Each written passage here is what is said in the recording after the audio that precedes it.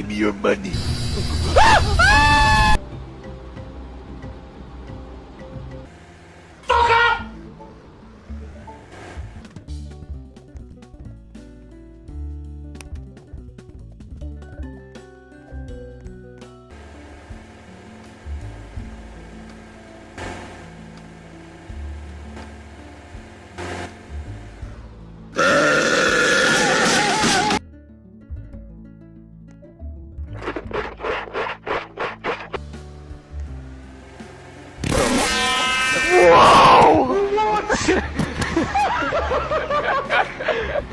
Oh no!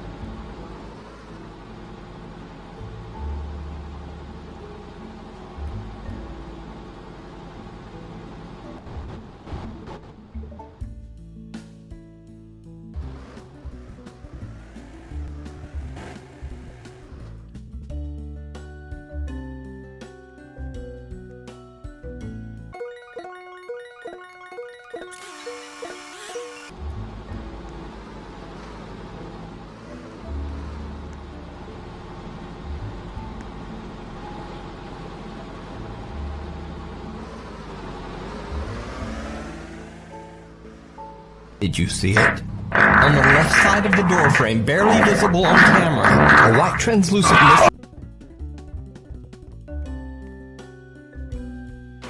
What's wrong? And what happened after that? Hey, it's okay. Just let it all out.